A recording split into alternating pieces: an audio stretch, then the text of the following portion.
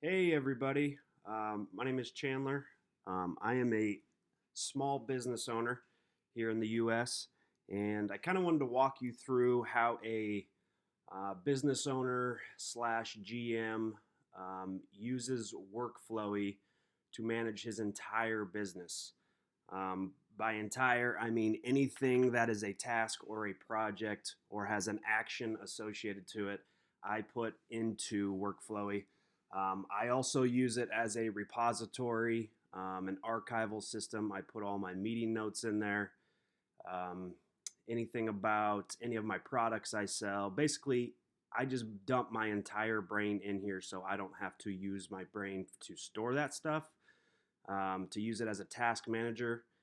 Many people have said, and I agree with it, that your brain is not for holding tasks, it's for being creative and doing creative work. So, um, that's a little background about why I'm making this video. Also, some more background on task management for me personally. I started out in the GTD world with OmniFocus. It was great in a previous job. It's very robust. It's probably the most powerful, but I found myself starting to do a lot of fiddling, so I switched over to do. And let me just move over to do real quick and give you a brief look at it. It's pretty busy. A lot of stuff under the hood. You can build searches and save them. Um, just a lot going on there. Maybe I'll do a separate video on to do later, but my main focus today is on Workflowy. And the reason I switched over to Workflowy, I actually started using Workflowy when I started this business back in late 2015, and actually Workflowy blog did an interview on me, Frank Denegar, and actually Frank, I got to give a big shout out to him. A lot of what you're going to see here is taken directly from him. He has paved the path for Workflowy in crazy amounts of ways that I probably wouldn't be using it if Frank didn't put in a lot of work that he's put in so far. So check out Frank's work. He's got a book, a great book out. So let's get going. So as you can see here, let me zoom back out. Here's where I put everything task related. You'll see that all of this is a note. So these three dots indicate that there's more notes underneath this. If you click on it, you'll see all that. The reason I made that a note is because I didn't want to have to click on a bullet every time I wanted to drop this open. So when I'm in this focused view, task management, I wanted to see this no matter if I'm looking at work or calendar or any of it. So I recommend building it into the note field. Your tags, any other notes you might need, these saved searches down here. So that's just why I put it there. I think Frank also recommends that in some instances as well. So you'll see this these colored tags. Go on Workflowy's blog and you can read about those, how to build that in. But these are crucial to me. I'm a visual person. I really need to see colors.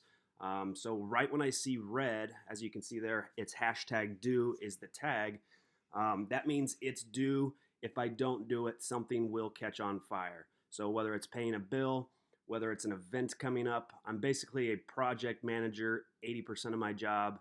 And then I do a lot of stuff outside of that. But we do a lot of projects at my business, at my physical business, brick and mortar. So if I click on that, nice thing about Workflow is when you build these tags, they're clickable. So you just click on them. And then as you can see now, it's filtering everything by due. That's huge for me. I have to see that. That's the one thing I look at in the morning. And then you'll notice these blue and gray. So blue signifies personal, which you can see here. It's just hashtag P.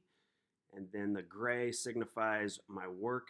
So if I have both of those, it's saying do and work. So it filtered out all of the P. So when I go to work, I don't want to see my personal stuff unless I have to do it during the day. So I filter those out. Just an easier way to slice and dice your tasks. So let's keep moving. A lot of my events, I'll hashtag event or tag it with event. That allows me to kind of narrow down away from bills and just regular tasks and stuff that aren't specific to an event. Today I don't use a lot. Now I don't use a lot. Bill is a big feature for me since I manage all of our books. If I click on that, I can kind of just see what's upcoming for bills, make sure cash flow is doing all right, so we have, so we're able to pay our bills, obviously. So, and I'm not going to go into a lot of the features. I'm just showing you kind of my workflow. There's plenty of videos that walk you through that. Workflowy has some, Frank has some. This is just kind of my setup. So if you feel like I'm kind of glancing over some features like how did I do this, how did I do that, that's not what this is about. So go check out another video on that.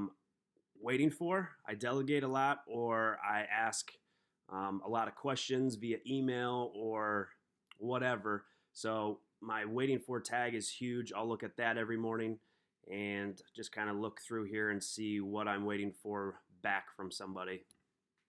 And then WIP stands for work in progress.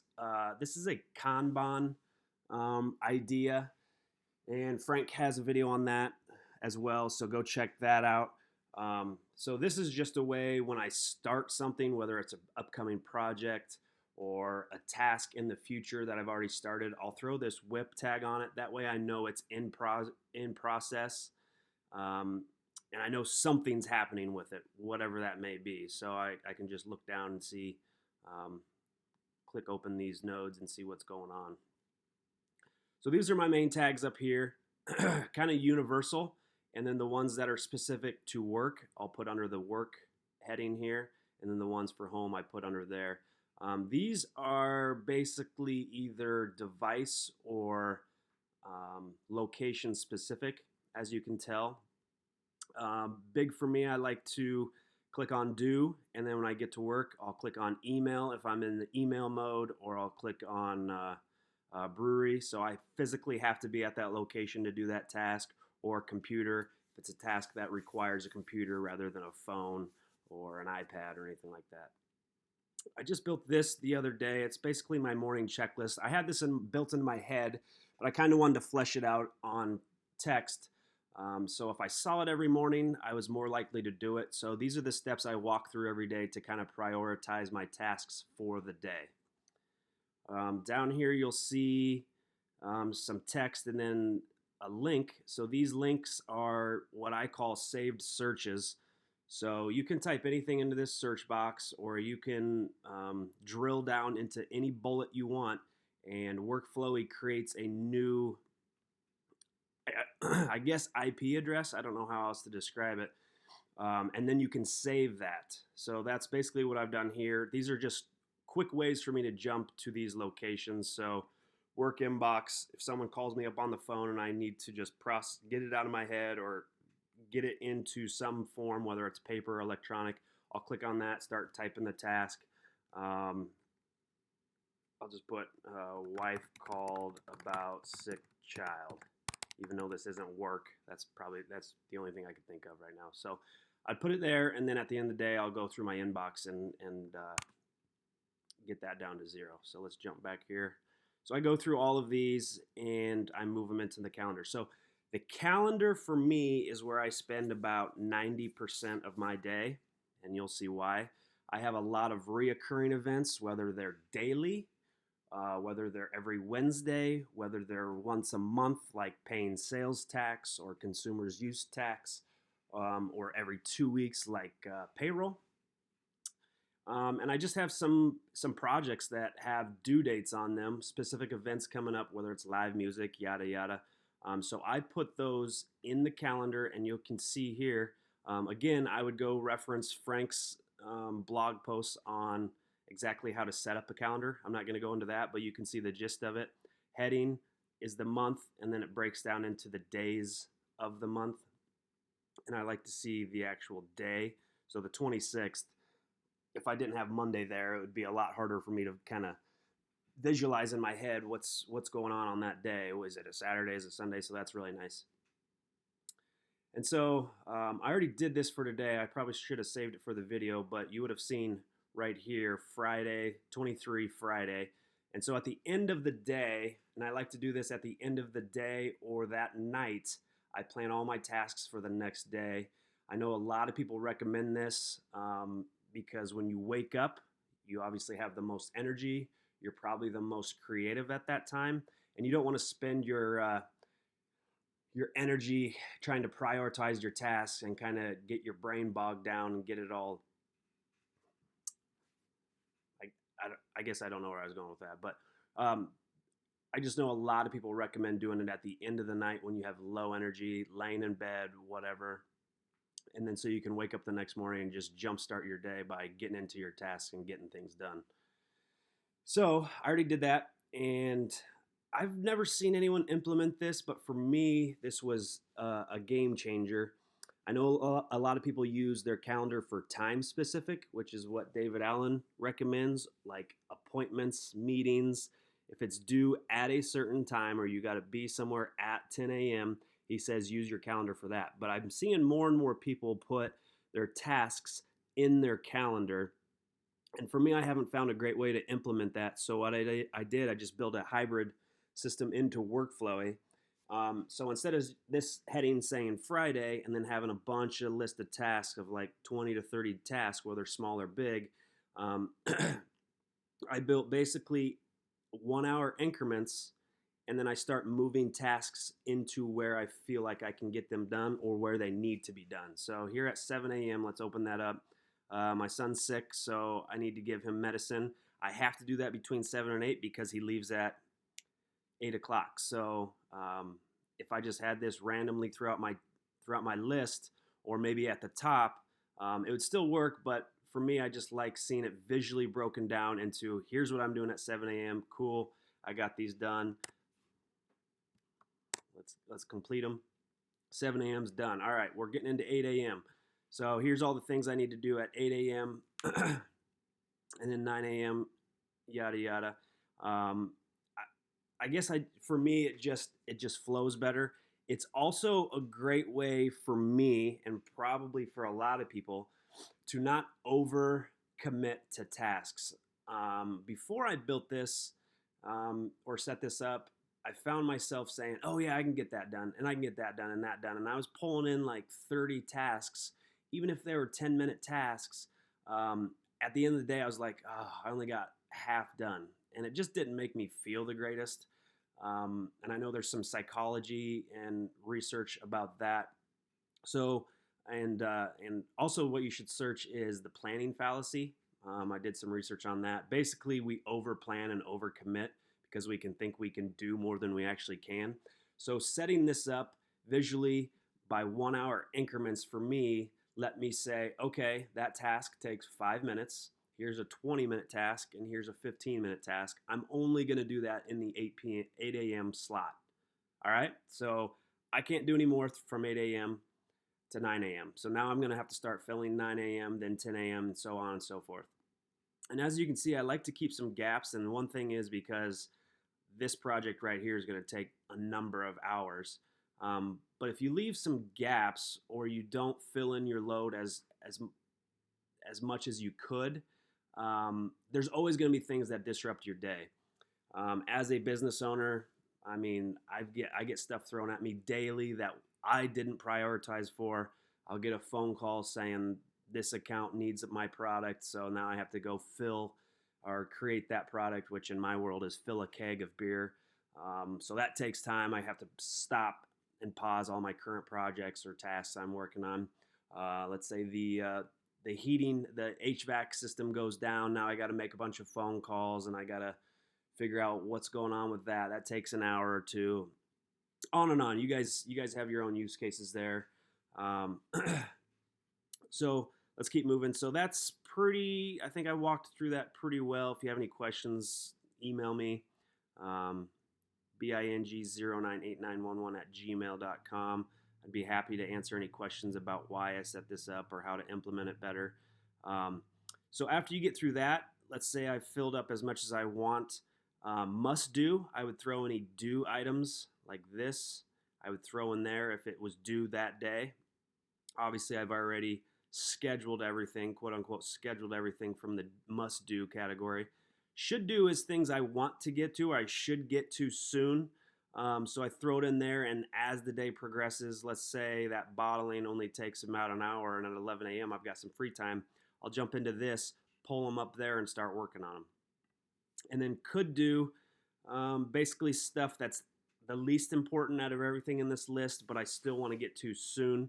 So I just throw it into that category. And then,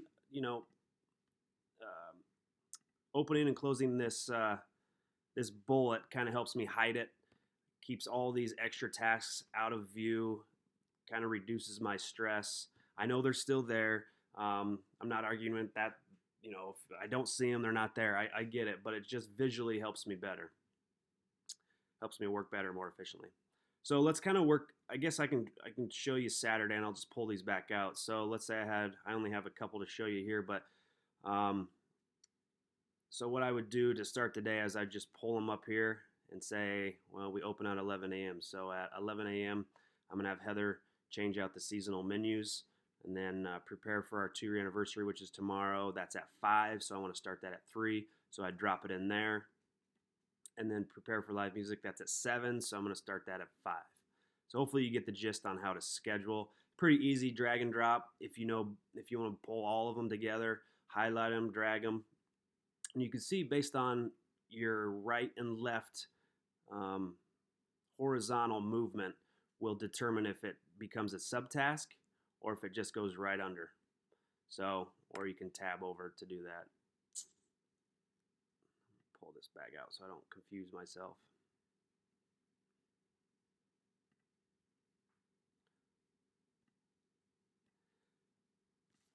All right, so then a lot of other to-do and OmniFocus. What I loved about them is they had defer dates. Basically, if you can't start a task until a certain date, you push it off to that date, and it kind of goes out of view. That's another thing I use in this calendar view. It doesn't stop me from seeing it, but I can at least push it out, so I don't see it for a while. I don't think I have anything else really to add there. I can probably show you how I break down my projects, my work projects. So let's just click in there. Here's my inbox, which you saw. One-offs are one-off tasks, not really project-based. Any finance bills I have coming up or different strategies related to finance, it goes in there. Keg delivery is pretty self-explanatory. Events at brewery. And then you see maybe. So these are ones that I want to do, and when I want to do them, I'll throw a tag on them so they show up in those searches when I click on those tags. Ones that don't, or I haven't committed to yet, I don't have a tag on. And then maybes are things that I maybe want to do, but I definitely know I don't have time to do them right now or to take them on. So a lot of these categories will have a maybe subcategory as well, or sub-project. So that's kind of how I break down my work. Everything in here is either linked to a project in the calendar, or it's just items that don't have a due date. Just one-off tasks that I just need to get done at some point when my schedule allows. So not a whole lot to show there. You probably just don't want to see everything I'm doing. So that's my setup. Hopefully it helps you. You can implement all of it. You can implement none of it. Hopefully you get a nugget out of it. But I run it is a small business, but it's a pretty big business, a lot of moving parts. And this Workflowy definitely helps me reduce fiddling, messing with features. I don't know if I touched on that at the beginning. It's kind of becoming blurry about what I've talked about the last 15 minutes. But anyway, the reason I switched over from To-Do and OmniFocus is because although I love features, I'm a huge tech nerd, I found myself managing the system more than doing the work. And clearly that's not a great idea no matter what job you have.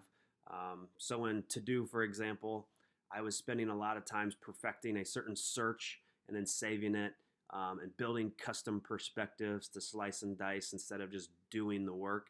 So, although Workflowy doesn't have that, I think that's a benefit. If you don't need those, um, then definitely use Workflowy and kind of set up this calendar system.